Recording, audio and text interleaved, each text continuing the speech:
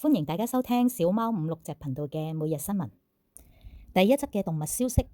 香港食物環境衛生署食物安全中心喺昨日4月8日宣布，因應波蘭獸醫檢查總署同埋世界動物衛生組織分別通報，指波蘭嘅大波蘭省普萊舍夫斯基區爆發高致命性嘅禽流感。另外，美國愛荷華州嘅布艾納維斯塔縣、伊利諾州嘅克魯福德縣、新澤西州嘅大西洋縣、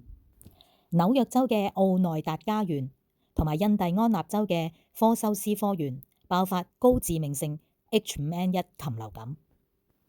所以香港嘅食物安全中心即時指示業界暫停喺上述地區進口禽肉同埋禽類產品，包括蛋，以保障本港公眾健康。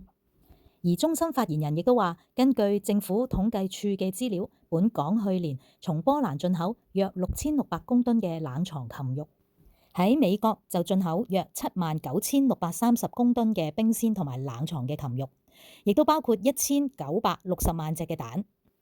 香港食物安全中心已經就事件聯絡咗波蘭同埋美國嘅當局，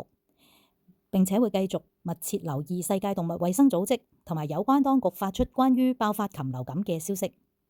會因應當地疫情嘅發展而採取適當嘅行動。